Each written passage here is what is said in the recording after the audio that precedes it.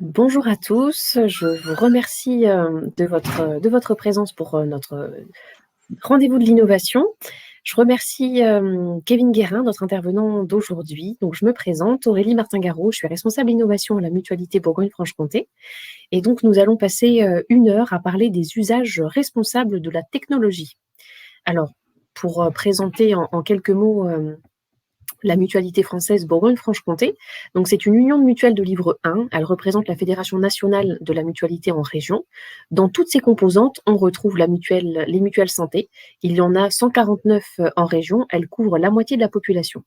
Il y a également les unions territoriales qui gèrent les services de soins et d'accompagnement mutualistes, tels que les centres dentaires, les cliniques, les EHPAD, les services de soins à domicile. Les principales missions de l'Union régionale sont la prévention-promotion de la santé à travers des ateliers et conférences développés dans 8 départements, la représentation du mouvement mutualiste et la formation des élus. Alors, vous avez dans l'organisation de l'outil, de la plateforme que nous utilisons, donc l'onglet chat, dans lequel voilà, vous avez commencé à dire bonjour. Donc oui, bonjour à tous. Vous avez également l'onglet questions. Donc, à travers les échanges, n'hésitez pas à poser des questions. Donc, je me ferai relais auprès de Kevin Guérin, notre intervenant. Et nous utiliserons également l'onglet sondage donc, au cours de cette présentation. Alors, pour vous mettre dans le contexte au regard de ce que nous allons dire ce soir, donc ce webinaire a pour objectif de nous aider à prendre conscience des enjeux liés à la technologie et à nous sensibiliser pour penser davantage au numérique responsable. Car oui, tout le monde peut agir pour réduire son impact numérique, il suffit seulement d'avoir quelques clés pour commencer. À l'issue de l'intervention, chacun aura un socle de connaissances sur le sujet pour commencer à réfléchir sur sa propre pratique du numérique ou celle de son entreprise. Alors à l'Union régionale, nous sommes dans cette démarche parce qu'en mars dernier, nous avons participé au Cyber Cleanup Day et ce sont plus de 5 tonnes d'équivalent de CO2 que nous avons nettoyées au niveau des équipes. Donc nous avons effacé nos mails, nos documents et autres applications inutiles. En tout cas, pour répondre à notre sujet ce soir, donc j'accueille Kevin Guérin. Donc je vais le laisser se présenter et nous embarquer dans l'univers du numérique responsable. Bonjour à tous, merci Aurélie, merci à la Mutualité française Bourgogne-Franche-Comté de me permettre de présenter cette conférence autour de oser un usage responsable de la technologie et partager cette heure avec vous. Alors tout d'abord, si les slides veulent bien défiler, ça commence, la technique. Hop. Voilà. Tout d'abord, donc, je suis né à la campagne, j'ai grandi dans une ferme familiale et l'environnement est quelque chose de très important pour moi. J'ai passé d'ailleurs une partie de mon adolescence à planter des arbres, donc quelque chose qui m'est très cher. Heureusement ou malheureusement, planter des arbres ne suffit pas à sauver la planète et donc nous allons pouvoir discuter de ces sujets un peu plus tard. Je suis également informaticien de métier, j'ai fait mes études en informatique et lorsque j'ai commencé à travailler, dès mon premier emploi en fait, j'ai commencé à m'interroger en fait sur les usages que l'on faisait du numérique. Notamment, j'ai commencé comme technicien micro-réseau, technicien informatique. En fait, je réparais les PC, les imprimantes, les serveurs dans les petites et moyennes entreprises et je m'interrogeais toujours du pourquoi est-ce qu'on changeait les matériels alors que ceux-ci fonctionnaient encore et que ces matériels étaient jetés la plupart du temps, puisqu'à l'époque, les filières de recyclage n'existaient pas ou peu, ou en tout cas n'étaient pas assez diffusées. Et donc, la plupart de ce matériel finissait en déchetterie, ce qui m'a valu l'occasion, certes, de récupérer une partie de ce matériel pour le rediffuser autour de moi, dans des associations, dans ma famille. Mais c'est vrai que du coup, tout au long de ma carrière, j'ai été assez interrogatif sur l'usage que l'on faisait de ce numérique et notamment de ce matériel qu'on remplaçait alors qu'il était encore en parfait état de fonctionnement pour la plupart du temps. C'est une des raisons pour laquelle, en 2017, j'ai décidé de me mettre à mon compte et de créer ma société, donc Asvola, pour concilier mes engagements personnels autour de l'environnement, mes convictions personnelles et mon expertise professionnelle que j'ai acquise pendant plus de 15 ans dans des sociétés de services informatiques pour travailler pour des petites, moyennes et grandes entreprises. Pourquoi? Pour répondre aux principaux enjeux pour lesquels notre société est confrontée. Donc, ces enjeux sociétaux sont réunis sous le nombre de 17 par les Nations Unies, que je n'ai pas détaillé dans cette conférence, mais que vous voyez à l'écran. 17 objectifs sur lesquels nous devons, tous les États, toutes les entreprises, tous les citoyens, travailler pour rendre ce monde meilleur. Le climat, les enjeux environnementaux n'étant que un de ces objectifs, notamment l'objectif numéro 13. Alors, la technologie est-elle la solution? Beaucoup de personnes encore aujourd'hui pensent que la technologie est la solution à tous nos problèmes et qu'elle va résoudre tous nos problèmes, que ce soit en termes de compensation carbone et notamment en termes de captation du carbone, mais aussi pour répondre à tous les enjeux sociaux et sociétaux de notre planète. Lorsque l'on reprend ces objectifs du développement durable sous un autre angle, on peut les répertorier de cette manière, c'est-à-dire avec 3 strates. Une strate économique, donc qui est la couche qui nous permet de faire vivre notre économie avec un certain nombre d'objectifs du développement durable associés à cette couche économique. Une couche liée à la société, donc tout ce qui va relier du lien du social, des inégalités, qui relève typiquement de l'humain, et puis une strate liée à l'environnement qu'on va appeler la biosphère, qui sont tous les enjeux environnementaux sur lesquels on est confronté. Lorsque l'on a créé Internet, il y a quelques années, Internet a été créé notamment pour faciliter la communication et faciliter le partage de connaissances, notamment avec un exemple que tout le monde connaît qui est Wikipédia, qui est plutôt une chose qui est un bienfait d'Internet et de nos technologies.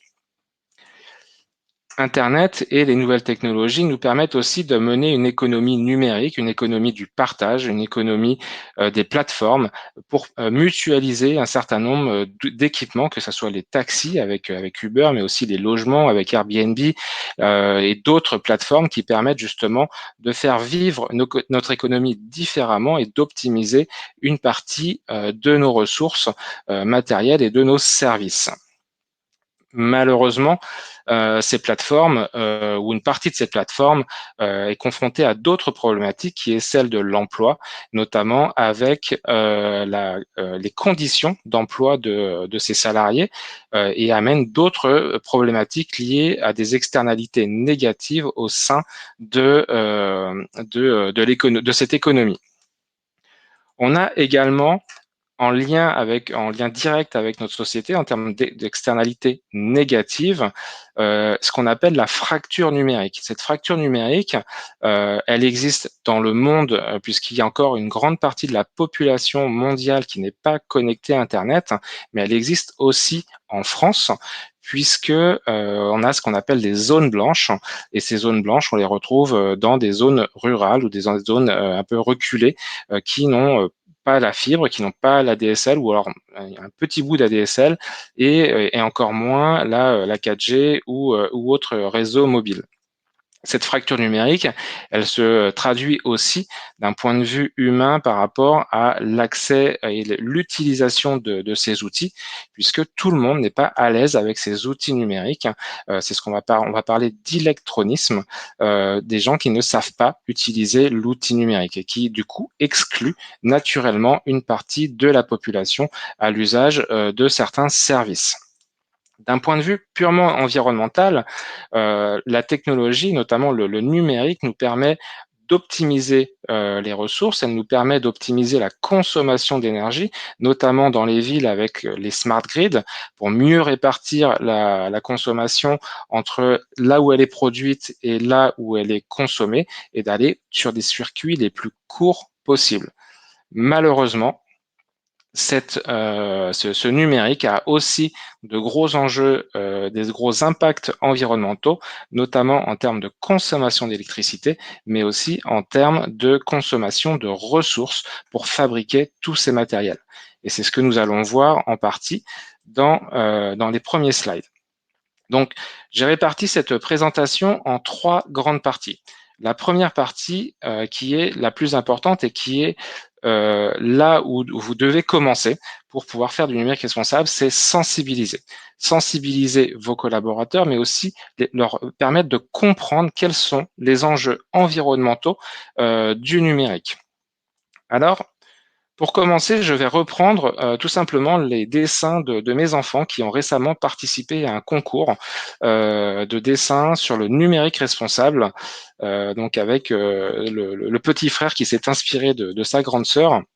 En fait, sur ce dessin, c'est qu'est-ce que le numérique responsable pour mes enfants? Alors c'est sûr que étant à la maison, c'est plus facile pour eux d'en faire leur interprétation, mais le dessin parle de lui-même. On a cet utilisateur avec son smartphone dans la main et dans ce dessin nous rappelle que le smartphone n'a rien d'être dématérialisé. Ce smartphone est un amalgame, un conglomérat de composants électroniques. Ces composants électroniques nécessitent de nombreuses ressources pour être fabriqués, des ressources que l'on va aller piocher dans des mines, notamment en Asie, puisqu'une grosse partie des minerais et des terres rares sont issus de l'Asie. Et on va détruire une partie de notre environnement pour accéder à ces ressources. Ce qui nous mène à un autre cercle identifié sur ce dessin avec cette terre qui est à la fois en feu et à la fois qui saigne, puisque finalement on saigne notre terre pour extraire tous ces minerais, tous ces matériaux, sans parler des conflits armés et des guerres de sang pour pouvoir accéder à ces minerais. Et puis, lorsque l'on a terminé l'usage de ces matériaux, de ces appareils, qui dans la majorité des cas fonctionnent encore, puisque si on prend l'exemple du smartphone, un smartphone est changé en France à peu près tous les 23 à 24 mois, c'est-à-dire tous les 2 ans, alors que ce smartphone fonctionne encore parfaitement et pourrait être utilisé par quelqu'un d'autre, à défaut de l'utiliser soi-même encore plus longtemps. Et donc, ces smartphones, ces appareils électroniques finissent en déchets électroniques.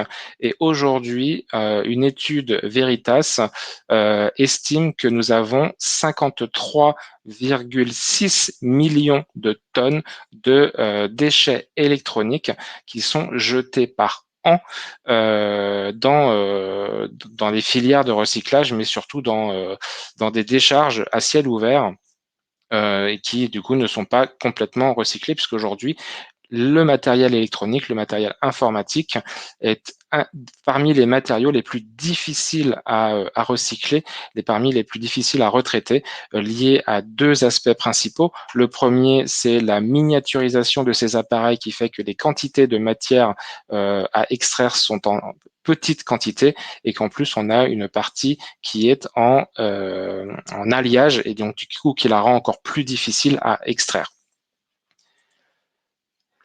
Un autre sujet que l'on n'aborde pas beaucoup quand on parle de numérique, et on a eu ces derniers jours un exemple en fait, notamment à Taïwan en ce moment même. Ça fait partie de la une internationale dans le sujet des numériques. C'est que il y a une sécheresse qui subit à Taïwan le manque d'eau, qui finalement empêche ou ralentit la fabrication de puces électroniques, et notamment l'entreprise TMC qui aujourd'hui fabrique les puces de technologie de plus haute technologie, qui a du mal à fournir toutes ces puces, notamment liées à sa consommation d'eau.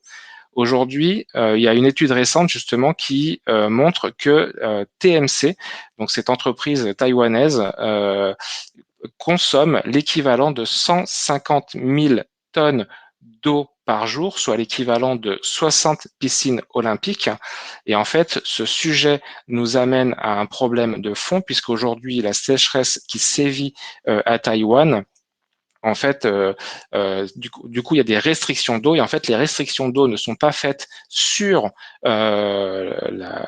l'industrie de production de ces puces, elle est faite en fait sur l'agriculture. Et en fait, un certain nombre d'agriculteurs ont été invités à ne plus ils sont rationalisés en termes d'eau, et donc à ne plus utiliser d'eau pour leur culture, et donc ils vont être indemnisés par l'État pour pouvoir faciliter la production de puces électroniques. Donc il y a un choix qui a été fait par l'État entre la production électronique et la nourriture en fait liée à ces cultures. L'électronique aujourd'hui, notamment Internet, consomme 10% de l'électricité mondiale, et que 80% de cette électricité est encore produite à base d'énergie fossile, c'est-à-dire à base de charbon ou de pétrole. En France, on a l'énergie nucléaire qui est dite décarbonée, qui ne rentre pas dans ce facteur, mais dans le reste du monde, quand vous utilisez Internet, en fait, il est très fort probable que vous passez par des serveurs qui sont alimentés en termes de charbon ou d'énergie fossile. Tout ça fait que aujourd'hui, le numérique est un enjeu majeur, puisque d'un point de vue climat, le numérique émet 4% des gaz à effet de serre, c'est-à-dire plus que l'aviation civile, et que si on continue sur les tendances dans lesquelles on est parti, en fait, ce numérique devrait se traduire entre 8 et 9% d'ici 2025, puisqu'en fait, on a une croissance exponentielle de notre consommation du numérique liée au nombre de consommateurs du numérique, et lié notamment au nombre d'appareils par consommateur et de données par consommateur. Ensuite, l'essentiel, une fois qu'on a compris les enjeux, qu'on a compris les grands enjeux principaux, et notamment le fait que la fabrication du matériel ait un impact majeur dans l'impact du numérique, il faut passer à l'action. Passer à l'action comment? En engageant le premier pas. Les premiers pas, la première chose à faire, c'est d'aller chercher des quick wins, c'est-à-dire faire le minimum d'efforts finalement pour avoir un maximum d'impact. Notamment, un des minimums d'impact, une des actions les plus simples à mener, c'est de conserver votre appareil, quel qu'il soit, un smartphone, une imprimante, un téléviseur, un serveur, le plus longtemps possible, tant qu'il fonctionne et tant qu'il est encore utilisable, de pouvoir le conserver. Donc ça, c'est quelque chose qui ne demande pas d'effort ou très peu d'efforts, et qui a un maximum d'impact. À côté de ça, on peut aller chercher des éco-gestes, comme apprendre à mieux naviguer sur Internet pour réduire son impact, notamment en privilégiant les favoris, par exemple, ou en réduisant notre consommation de streaming, en réduisant la qualité des vidéos que l'on regarde, ou d'autres choses comme ça. Ensuite, on va aller chercher la méthode des petits pas. C'est pas la peine de se mettre des objectifs trop hauts. En fait, on risque de se décourager assez rapidement.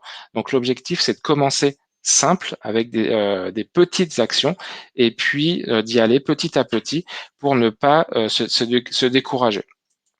Et puis, enfin, ce qu'on va essayer de faire, c'est de mesurer le progrès, de regarder d'où on part et où on va, et de fixer un objectif. C'est pas la peine d'essayer de se comparer à d'autres organisations, mais vraiment de se focaliser sur d'où vous partez et là où vous voulez aller en termes de réduction de vos impacts, et de mesurer ce progrès.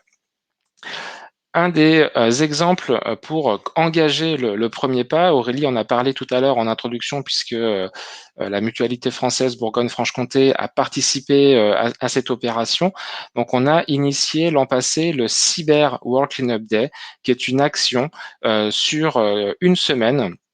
Donc, au niveau France et sur une journée au niveau mondial, pour pouvoir sensibiliser un maximum de collaborateurs, un maximum de personnes aux enjeux du numérique responsable, en les invitant à engager une première action la plus simple possible, qui est celle de nettoyer ces données, en supprimant ses mails, en supprimant les fichiers bureautiques, en supprimant des applications de son téléphone. En fait, c'est une action relativement simple qui permet de commencer à se rendre compte du nombre d'applications inutiles sur son téléphone, du nombre de fichiers bureautiques que l'on stocke depuis des années et qu'on ne réutilise jamais, ou du nombre de fichiers bureautiques que l'on a en doublon parce qu'on a fait des versionnings de ces fichiers et qu'on ne réutilise jamais et qui sont sauvegardés inutilement sur des serveurs. Et bien sûr, plus on a de fichiers stockés et plus les sauvegardes sont importantes, et donc du coup on va démultiplier l'impact environnemental de ce numérique. Une fois qu'on a engagé ce premier pas, qu'on a commencé à faire, à comprendre conscience de tous ces enjeux, bien en fait on va rentrer dans une logique d'amélioration continue.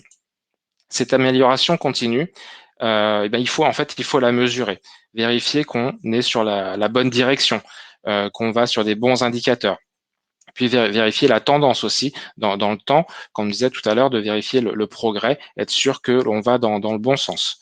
Ça veut dire aussi savoir faire des choix pour potentiellement réorienter une décision, faire des choix au niveau de l'achat, privilégier des labels lors de l'achat de matériel, privilégier des certifications qui sont éco-responsables, type IPIT sur le matériel, type TCO, qui permettent d'avoir du matériel qui est certifié, alors qui n'est pas compostable encore, puisque aujourd'hui, le jour où on aura du matériel compostable, ce sera formidable, mais aujourd'hui, ce n'est pas le cas, mais au moins du matériel qui a été conçu de manière la plus propre possible avec les technologies que l'on a actuellement et qui ne demandent qu'à évoluer dans les années futures. Et puis, c'est-à-dire aussi savoir se questionner et potentiellement remettre en cause ses choix, remettre en question ses choix, puisque en fait, on est tous en train d'apprendre en marchant sur ce sujet du numérique responsable, et il y a des choses qu'on va apprendre au fil de l'eau et qui vont potentiellement nécessiter de remettre en question les choix qu'on a fait par le passé. Un des exemples que je vais prendre ici sur ce slide, c'est justement donc par rapport à des choix que moi j'ai fait, notamment sur le choix de Zoom pour mon entreprise et pour pouvoir favoriser la communication visio. En fait, au début, je me suis posé la question d'un point de vue purement environnemental. Et puis, j'ai vu sur une étude de Green Spector que Zoom faisait partie des logiciels de visioconférence qui étaient le mieux notés en termes de consommation d'énergie d'un point de vue donc environnemental, donc plutôt une bonne chose. J'ai testé les autres, j'étais pas satisfait notamment de Teams, GoToMeeting et Meet, et donc Zoom a priori me convenait bien. Et puis, en fait, il y a une contrepartie qui est finalement, d'un point de vue consommation électrique, Zoom est plutôt intéressant. Par contre, d'un point de vue impact carbone, c'est peut-être un petit peu moins intéressant. D'un point de vue accessibilité, Zoom fait d'énormes progrès pour pouvoir rendre ces visioconférences accessibles à un maximum de personnes, ce qui est plutôt une bonne chose. Et ils ont quelques accréditations qui permettent de certifier qu'ils font entre guillemets un bon boulot sur ce sujet. En revanche, j'ai testé Zoom, par exemple, sur du Linux, et ça marche un petit peu moins bien que sur du Windows, ce qui va poser d'autres problèmes d'un point de vue inclusion, puisque du coup, ça fonctionne sur Windows, mais pas sur du Linux, ou en tout cas moins bien sur du Linux. D'un point de vue vie privée et sécurité, on a eu l'an passé, notamment pendant le Covid, un gros sujet autour de la gestion de la vie privée par Zoom, qui a été remis en cause, mais qui a été corrigé, ou en tout cas a priori corrigé selon les différents articles. Et puis récemment, on a de nouveau un sujet autour de la sécurité, autour de Zoom, soi-disant donc des hackers pourraient prendre le contrôle de vos appareils, ce qui interroge en tout cas sur la fiabilité de cet outil. Et j'en dépends pas que les ingénieurs de Zoom font leur maximum pour faire ça, mais en tout cas, ça interroge sur les choix des outils que l'on doit faire. D'un point de vue économique, une des nouvelles qui m'a un peu perturbé, c'est notamment le fait que Zoom a fait 4000% de croissance en 2020, notamment grâce au confinement, et que sur ces 4000% de croissance, en fait, il y a 0% qui ont été versés aux impôts, qui, encore une fois, interroge sur le choix des outils que l'on veut faire. Est-ce que l'on veut contribuer à ce type de fonctionnement? La question est ouverte et ça, chacun doit faire ses propres choix. En tout cas, ça demande à s'interroger. Donc, quel numérique voulons-nous pour demain? Nous voulons un numérique qui innove pour répondre aux enjeux sociétaux, aux enjeux au service du vivant. Cette innovation, elle doit aller vers une frugalité. Frugalité pour avoir un numérique qui est économe en termes de ressources, qui soit réparable de manière à pouvoir limiter les gaz à effet de serre, qui soit inclusif, qui permette d'accéder, de pouvoir servir l'ensemble des citoyens, l'ensemble de la population, quel que soit leur lieu géographique, mais aussi leurs compétences en termes de numérique, qui soit protecteur, notamment avec la protection de la vie privée et aussi tout ce qui est risque psychologique, notamment avec les sujets d'infobésité, d'addiction au numérique, qui est un sujet de plus en plus présent. Et puis, un numérique éthique, notamment avec cet exemple de Zoom sur la question de la redistribution de la valeur économique générée par ces outils. Donc voilà pour cette brève présentation d'un point de vue donc numérique responsable. Donc voilà, donc kevinguerin.fr si vous voulez avoir plus d'informations sur mes activités. Et puis nous allons passer à un petit quiz pour savoir un petit peu quel est votre niveau de connaissance sur le numérique responsable. Et donc là, je vais reprendre peut-être avec Aurélie pour les questions. Et donc là, Donc, vous je vais allez avoir lancer. Aurélie va vous afficher les questions dans le sondage. Et Normalement, vous devriez avoir accès aux questions donc, dans l'onglet sondage. voilà. Donc la À première la première question question.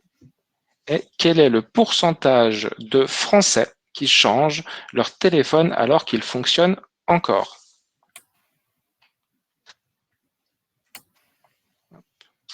Donc, le choix, c'est 36%, 49%, 67% ou 88%. Aurélie, tu me fais signe quand... Oui, ça vote toujours. Nous avons 17 votes.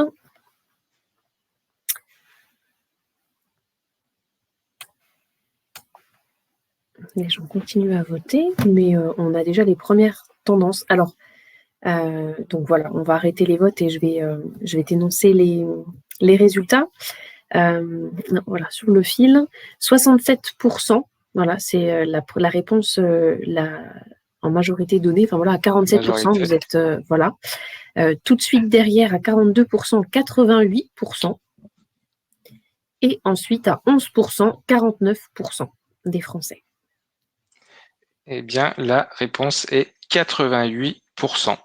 En fait, la très grande majorité des Français changent leur téléphone alors qu'il fonctionne encore. En fait, et la raison principale pour laquelle on change son téléphone aujourd'hui est parce qu'il rame, parce qu'il est saturé en termes d'applications, en termes de photos, en termes de vidéos.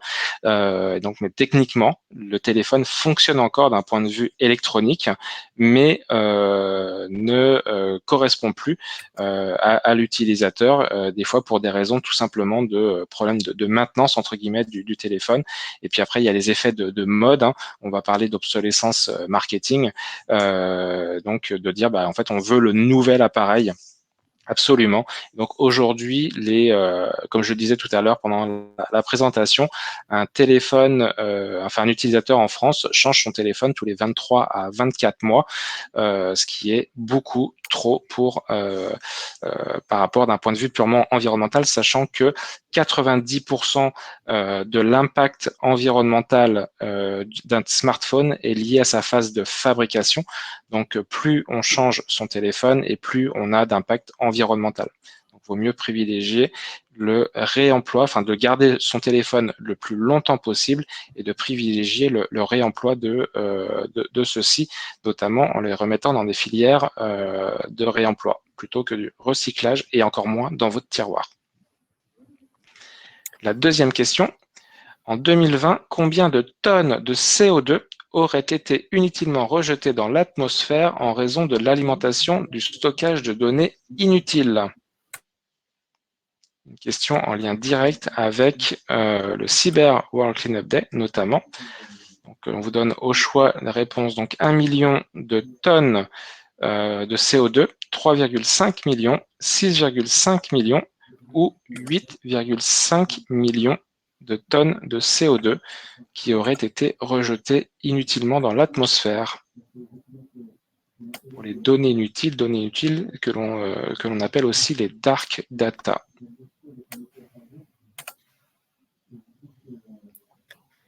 J'avais fait une petite erreur en publiant la question, mais c'est tout bon, les gens votent.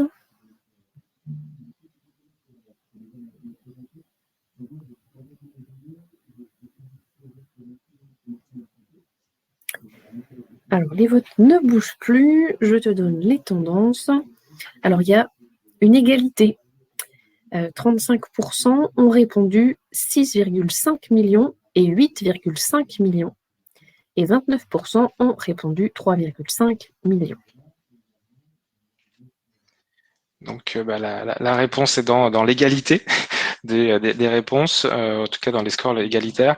Donc, c'est bien 6,5 millions de tonnes de CO2 qui auraient été inutilement rejetées dans l'atmosphère selon une étude, donc qui date d'avril 2020, donc en début d'année entre guillemets, par rapport. Donc c'est pour ça que c'est au conditionnel, mais ce sont toutes les données que l'on stocke sur nos PC, qui sont sauvegardées sur des serveurs, qui sont sauvegardées sur le cloud et qui finissent dans des systèmes d'archives et qui sont du coup stockées inutilement et qui du coup consomment de l'électricité, même si il existe aujourd'hui des systèmes basse consommation pour pouvoir gérer notamment toutes les archives numériques.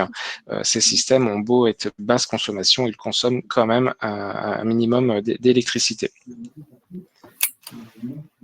À votre avis, quelle est la distance moyenne parcourue par une donnée numérique? Donc, on parle de mail, on parle de fichiers que vous envoyez via un WeTransfer ou autre. On parle d'un fichier bureautique que vous synchronisez avec un serveur. Donc, toutes ces données, ou même lorsque vous faites une requête sur Internet, c'est une forme de données numériques qui parcourt le monde. Donc, quelle est la distance moyenne parcourue par une donnée numérique à votre avis? 150 km, 1500 km, 15 000 km ou 150 000 km? Alors, on a déjà une première tendance. 63% des votants nous disent 15 000 km. 38% nous disent... Il y a des gens qui ont dû lire les statistiques de l'ADEME, puisque le document donc de référence est un document de l'ADEME qui a été mis à jour en 2021, en janvier 2021 pour être exact, et qui affiche donc 15 000 kilomètres, donc en moyenne, une donnée, lorsque notamment vous envoyez un mail, mais pas que, celui-ci fait 15 000 kilomètres dans aux quatre coins du monde avant d'arriver chez votre destinataire, même si celui-ci se trouve dans le bureau d'à côté de vous. Puisqu'il est très fort probable que ce mail ressorte de l'entreprise, aille de serveur en serveur et revienne dans l'entreprise pour s'adresser à votre voisin. Oui, en gros, on En favorise la Europe communication triple. occidentale, excuse-moi Aurélie, je n'ai pas Donc, je entendu. disais, on favorise du coup l'échange et on va plutôt favoriser un échange verbal avec son collègue. S'il est juste assis à côté, c'est quand même beaucoup plus simple et plus convivial. Bon, c'est vrai qu'en ce moment, avec les gestes barrières, c'est moins facile, avec les masques et compagnie, mais pourtant, c'est quand même plus écolo. En Europe occidentale, en 2021, combien avons-nous d'équipements numériques par personne?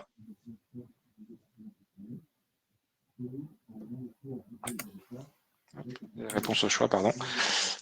5,2, 8,9, 12,6 ou 17,1. Faites le tour un petit peu de vos appareils à la maison, entre votre téléphone, votre PC, votre télé connectée, l'imprimante.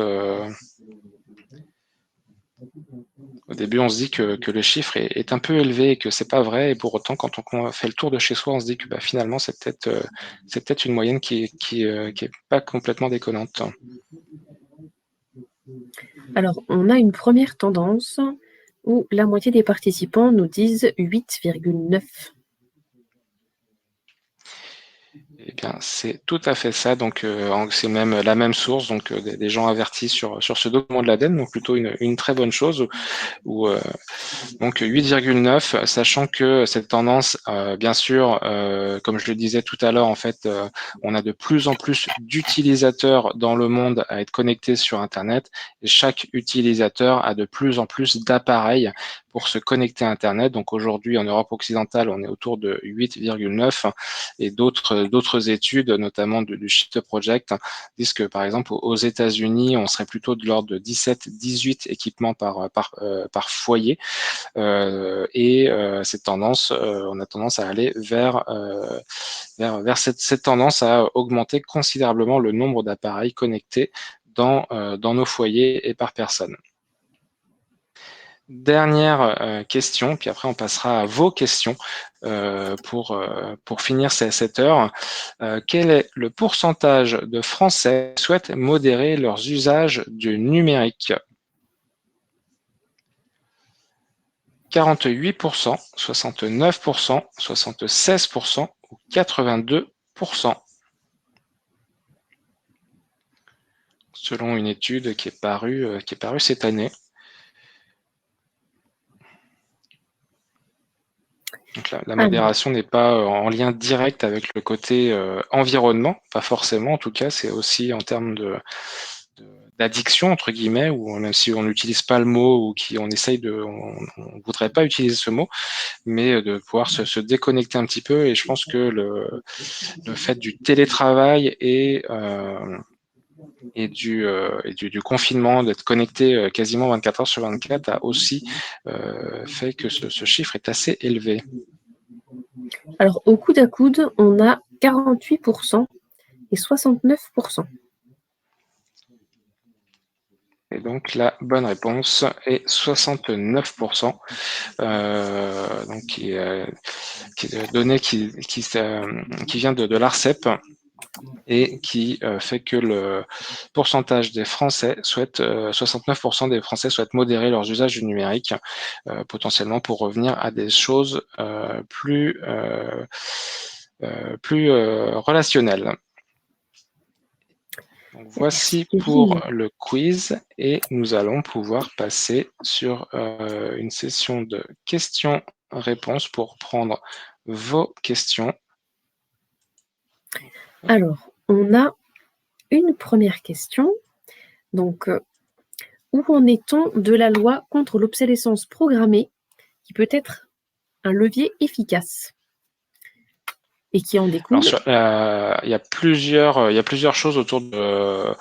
Alors, la loi de l'obsolescence programmée, je ne sais pas exactement ce que vous entendez de votre question, mais en tout cas, il y a des choses qui bougent, notamment avec l'indice de réparabilité qui est arrivé en janvier cette année, qui permet d'identifier sur l'ensemble des appareils électroniques, alors sur comment déjà, c'est le constructeur lui-même qui se donne une note, donc c'est une note à prendre avec précaution, mais qui indique avec une note sur 10 sa capacité à réparer l'appareil, ce qui donne déjà une indication. Et notamment, à titre d'exemple, Apple avait donné une note assez élevée et l'a revue à la baisse quelques semaines plus tard, ce qui est plutôt que le constructeur accepte de dire que finalement ces appareils ne sont pas si réparables qu'il l'avait indiqué dans un premier temps.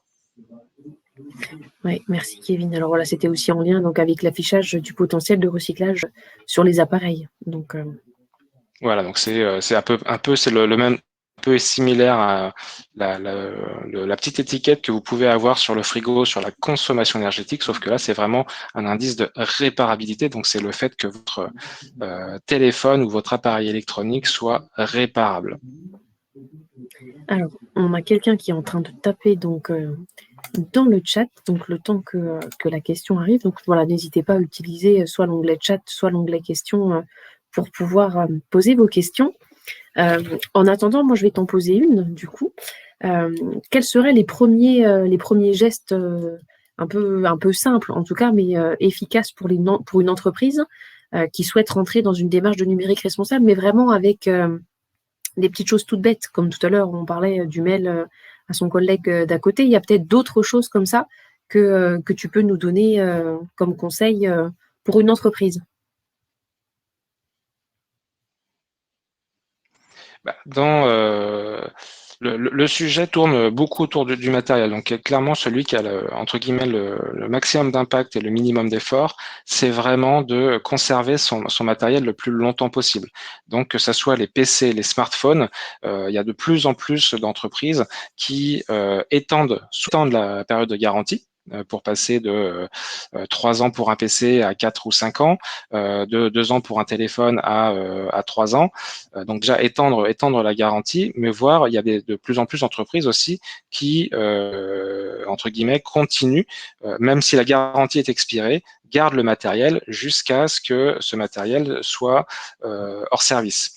Ce matériel, en fait, on a tendance à croire que quand on achète du matériel neuf, il est beaucoup plus puissant que le matériel qu'on a acheté il y a 3 ans. En fait, depuis, alors j'ai plus la date exacte, mais depuis quelques années, en fait, le gain de performance sur le matériel est vraiment très faible à chaque nouvelle génération de matériel, ce qui fait qu'aujourd'hui, quand vous changez de matériel, en fait, hormis à l'exception des smartphones, le gain est pas phénoménal. Même sur les smartphones, en fait, on va surtout gagner en termes de capacité. Et donc, notamment sur les PC portables et sur les ordinateurs qui sont fixes, un des enjeux qui peut être fait aussi pour gagner de la place, mais aussi gagner en rapidité, c'est changer son disque dur. On peut changer le disque dur de la machine, changer de technologie, passer sur des disques magnétiques à des disques SSD qui sont beaucoup plus rapides et qui permettent de gagner en rapidité sur la machine. Un disque dur, quasiment toutes les machines sont les disques durs, on peut les changer de manière assez facile sans changer toute la carte électronique de la machine. D'accord, merci. Alors, on a d'autres questions du coup dans le chat. Est-ce que le numérique responsable est intégré dans la RSE? Et si ce n'est pas le cas, est-ce que cela est prévu? Alors, ça devrait l'être. C'est quelque chose qui est assez nouveau. En fait, le numérique responsable est un peu la RSE du numérique. Donc, on en parlait très peu jusqu'à il y a peu. Dans le RSE, il y avait éventuellement un petit encart sur le numérique pour dire qu'on avait recyclé du matériel ou qu'on avait donné du matériel à des associations. Bien sûr, dans la RSE, le numérique devrait faire partie. On a de plus en plus de sociétés qui l'intègrent dans leur rapport RSE, mais on a aussi de plus en plus de DSI qui prennent les devants, enfin de direction informatique, pardon pour l'argot, donc de direction informatique qui finalement intègrent la RSE dans leur service. Donc après, c'est surtout une rencontre entre guillemets entre la RSE et le numérique et les services informatiques. Alors, on a une réflexion aussi. En entreprise, il est difficile d'avoir du matériel qui ne supporte pas de mise à jour ou de nouveaux usages, parfois gadgets. Le développement des visios et du télétravail a nécessité, par exemple, des aménagements ou des renouvellements, et souvent, le prestataire, est aussi revendeur. Donc, on a une autre réflexion. Tout est question d'éducation qui doit commencer dès le plus jeune âge en direction des enfants. Donc effectivement, il y a les certes, et c'est un combat de tous les jours à la maison avec mes 2 enfants qui sont en primaire et de leurs copains en fait entre guillemets qui comprennent pas forcément. Et bien sûr, il y a la partie environnementale, mais il y a aussi tout l'enjeu de la vie. Je sais que là, en ce moment, on est une grande discussion avec ma fille qui va rentrer au collège, puisque en fait, elles ont créé. Alors, elle n'a pas encore de téléphone, donc pour le moment, elle utilise nos téléphones portables, mais elle a créé un groupe WhatsApp avec ses copines et qui interroge sur est-ce qu'on la laisse faire, mais c'est quoi les alternatives si voilà comment est-ce qu'elle communique avec ses copines si elle n'a pas de groupe WhatsApp, parce que ses copines n'ont pas forcément mail. Donc il y a d'autres problématiques qui se posent et bien sûr il y a dès le plus jeune âge, donc il y a la partie environnementale, mais il y a aussi tous les autres enjeux qui sont l'enfant vis-à-vis d'Internet, mais aussi la vie privée et tous ces enjeux autour de ça. Et c'est pas simple. C'est pas simple. On essaie de trouver des réponses, de chercher des alternatives pour notre fille. Et dès que je les aurai, je les partagerai avec vous volontiers. Pour le moment, je les ai pas encore. Je suis en train de chercher la réponse. Merci Kevin. Et sur la question des revendeurs, ça rejoint en fait mon expérience première de technicien réseau. En fait, mon employeur, mon premier employeur était revendeur de matériel, et donc l'enjeu pour lui c'était de remplacer le matériel quoi qu'il arrive, même si ce matériel était encore en état de fonctionnement, avec des arguments autour de il y a une nouvelle version de Windows, il y a une nouvelle version de ci, il y a une nouvelle application qui demande plusieurs sources, mais c'était pas forcément toujours justifié. En tout cas, pas d'un point de vue environnemental ou remplacement de matériel. Ça l'était peut-être d'un point de vue économique, mais pas d'un autre sujet. Merci. Alors, on a 2 questions, mais qui sont un peu liées quand même. Alors, comment faire pour faire durer nos appareils? Et finalement, afin de préserver les performances de son PC, il est également possible de le nettoyer régulièrement grâce à des applications comme Cleaner, en plus de le vider régulièrement des fichiers inutiles. Donc, est-ce que tu connais d'autres logiciels de ce type? Donc, voilà, 2 questions. Alors, il y a plein de logiciels. CCleaner est un logiciel que j'utilise régulièrement pour nettoyer mon PC. Il y a également Windirstat, qui est un petit logiciel open source qui permet d'aller chercher les gros fichiers. En fait, il permet d'aller voir quels sont les dossiers dans lesquels il y a le plus de fichiers de la plus grosse taille, pour pouvoir commencer le ménage par les tailles les plus importantes en fait. Ça permet d'identifier ça. Après, il existe d'autres petits logiciels de ce type, mais je les connais pas tous par cœur. Mais ça se trouve assez facilement sur Internet. Et alors, pour faire durer un peu nos appareils, qu'est-ce que tu pourrais nous conseiller?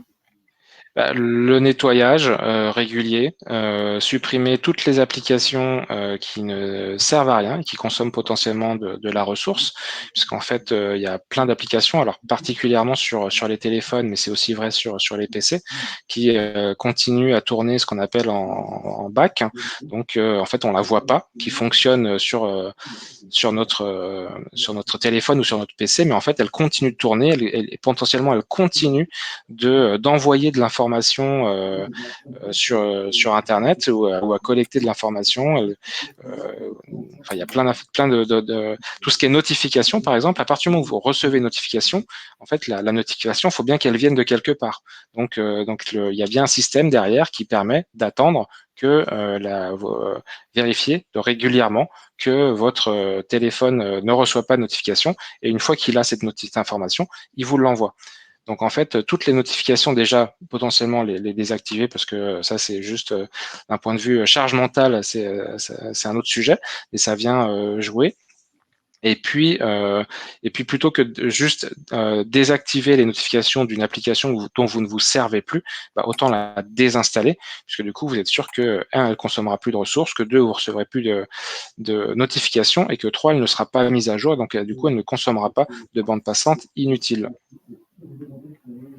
Alors, on a une autre question. Est-ce mieux de supprimer des applications qu'on utilise peu et de les retélécharger ensuite au moment où on a un nouveau besoin, ou de les garder si on les utilise de temps en temps?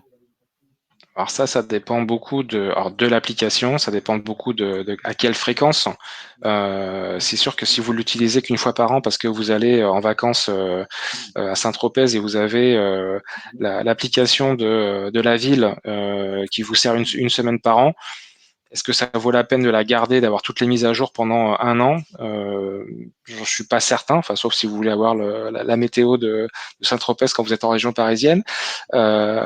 Mais après, ça dépend beaucoup de vous, de vos usages. Et ça, après, c'est un calcul à mener, ou juste voir si vous la supprimez, vous la retéléchargez une fois par semaine ou une fois par mois, c'est peut-être pas forcément intéressant. Merci. Alors, il n'y a pas forcément Surtout cette d'autres. application, en plus, elle demande des paramétrages. Ouais. Alors, c'est une autre question. Comment savoir si les applications que l'on veut supprimer sur notre PC ne sont pas des applications utiles au système? Alors, généralement, surtout les systèmes actuels, il y a 20 ans, c'était un peu moins le cas, mais de plus en plus, vous avez un message d'erreur qui vous empêche de la supprimer si c'est une application système. Donc voilà. Après, à partir du moment où, si vous savez pas, vous faites pas, pour éviter tout risque de planter votre machine. Mais par sécurité, elles sont de plus en plus sécurisées, ces applications système. Et en fait, le principe, il est surtout de savoir les applications que vous avez installées, si vous les utilisez ou pas, et du coup, de les désinstaller quand vous en avez plus besoin, quoi. Merci. Alors, on a encore quelqu'un qui est en train de taper dans le chat, donc peut-être que nous aurons une question qui nous arrivera. Moi, j'en ai une parce que du coup, pour aussi lancer notamment les entreprises dans la direction du numérique responsable, comment est-ce que... alors, on sait évaluer en termes d'équivalent CO2, mais est-ce qu'on sait évaluer aussi tout ça d'un point de vue économique et financier, en termes d'économie en euros? Est-ce que ça, c'est palpable ou pas? Alors ça dépend de quoi on adresse, mais globalement, si on prend par exemple toute la partie infrastructure, serveur, cloud, sur le cloud, on a de plus en plus ce qu'on appelle pay-per-use, c'est-à-dire on paye à la consommation. Donc en fait, moins on va consommer, moins on va payer. Donc en fait, l'effet il est assez direct. Quand on est sur des applications qui sont justement sur ces modèles économiques de pay-per-use, en fait, si on a un serveur qui tourne 24 heures sur 24, on va payer 24 heures. S'il tourne que 12 heures et qu'on fait en sorte de l'éteindre les 12 heures dont il ne sert pas, en fait, on va économiser 12 heures. Donc ça, c'est un modèle assez facile de ce côté-là. Et après, il y a d'autres économies qui peuvent être faites justement sur la consommation d'électricité ou simplement sur d'éviter de nouveaux investissements, d'acheter du nouveau matériel. Bah oui. Merci Kevin. Alors on a 2 autres questions dans le chat. Pour ce qui est des mises à jour, est-ce que l'on aura un jour des informations sur leur nature pour définir si on peut choisir de ne pas les installer? Excuse-moi, j'ai pas bien compris. Pour ce qui est de la mise à jour, est-ce que l'on aura un jour des informations sur leur nature pour définir Ah si on oui. peut choisir de ne pas les installer? On espère. On espère. Aujourd'hui, en fait, on n'a pas le choix. On espère que demain. Alors sur les PC, c'est un peu plus vrai que sur les téléphones portables. Les téléphones portables, c'est quasiment aujourd'hui impossible de choisir ces mises à jour. Sur les PC, quand on n'est pas en entreprise, parce qu'en entreprise, souvent, c'est géré par les administrateurs système, mais personnel, souvent, on a le choix de cocher ou pas les applications qu'on souhaite mettre à jour. Et ce qu'il faudrait déjà réussir à différencier de manière très claire, c'est les mises à jour de sécurité, qui sont, elles, quasiment indispensables, et les mises à jour de fonctionnalité, qui, en fait, la plupart du temps, on a des mises à jour, on ne sait même pas pourquoi on a une mise à jour, en fait, puisque ça vient améliorer un truc qu'on n'utilise pas, et qui aujourd'hui, en plus, la plupart du temps, les logiciels qu'on utilise sont utilisés, sous-utilisés. J'avais eu une stat il y a déjà quelques temps, mais par exemple Excel aujourd'hui, qui est un outil de tableur, hein, mais qui est aussi un outil très puissant pour faire éventuellement de la programmation. En fait, la majorité des utilisateurs utilisent 5% de ces fonctionnalités, c'est-à-dire le mode tableur. Donc en fait, tous les menus que vous avez dans Excel, en fait, ils servent à rien pour 95% des utilisateurs d'Excel. Effectivement, ça fait pas mal. Alors, on a une autre question. Il me semble qu'il est conseillé de laisser les applications tourner en arrière-plan et donc de ne pas les fermer systématiquement plusieurs fois par jour pour améliorer leur durée de vie, pour améliorer la durée de vie de son téléphone, en particulier sur certains téléphones qui coûtent très cher. Bah, ça dépend pourquoi vous les laissez tourner. Si c'est pour donner de l'information à Apple ou à Google ou autre, ou à Facebook, pour qu'ils permettent de faire des téléphones moins chers, c'est une manière de voir les choses. Sinon, non, il y a aucune raison de laisser tourner les applications en arrière-plan. Ça va pas du tout améliorer la durée de vie de son téléphone, ça va même plutôt la réduire, puisque ça va consommer plus de batterie, puisque toutes ces applications consomment de la batterie quand elles ne sont pas utilisées, mais qu'elles tournent quand même en arrière-plan. Donc ça va plutôt, entre guillemets, user la batterie que les économiser. Par contre, ce qui est sûr, c'est que oui, on peut avoir ce type de message de la part de nos chers Amazon, Facebook, qui souhaitent que ces applications de fond pour collecter un maximum de données. Merci Kevin pour toutes ces réponses. Il est déjà 17h58. Donc voilà, il n'y a pas d'autres questions dans le chat. En tout cas, je remercie aussi les participants. Simplement, une dernière petite chose, c'est que moi, je vous mets dans le chat un lien pour un questionnaire d'évaluation. Donc, je vous remercie vivement d'aller cliquer sur le lien pour pouvoir nous donner aussi votre niveau de satisfaction sur cette organisation. Et je tiens à remercier aussi Kevin. Merci de nous avoir donné les clés pour se lancer, de comprendre déjà, parce qu'effectivement, pour pouvoir se lancer, il faut comprendre le contexte dans lequel on est pour pouvoir se dire qu'on peut atteindre des objectifs. Parce que c'est aussi ça, se lancer quelque part, c'est aller vers un objectif et c'est plutôt pas mal. C'est ça. Et pour rappeler, c'est sensibiliser, c'est de comprendre les principaux enjeux, engager le premier pas. Ça sera peut-être pas le plus important, mais il faut commencer quelque part, il faut commencer simple, il faut commencer facile, ce qui vous semble être le plus facile pour vous. Et puis ensuite, ça va venir en marchant. Une démarche d'amélioration continue pour aller chercher les alternatives. Et c'est un travail de longue haleine. On manque d'informations, on manque de choses, mais voilà, il faut commencer quelque part. En tout cas, merci Kevin. Donc effectivement, pour les personnes qui nous suivent là ce soir, donc peuvent aussi avoir tes conseils. Donc tu nous as donné tout à l'heure l'adresse de ton site. Donc voilà, pour avoir plus d'informations et démarrer en tout cas une action dans ce sens. Et donc voilà, on a en tout cas les clés pour démarrer et se lancer à l'assaut du numérique et des technologies responsables. Donc merci beaucoup Kevin Merci et à merci tous. beaucoup à tous. Merci Très Aurélie, belle merci à la soirée à vous. Mutualité française Bourgogne-Franche-Comté et merci à tous les participants. Bonne soirée. Merci à tous. Au revoir.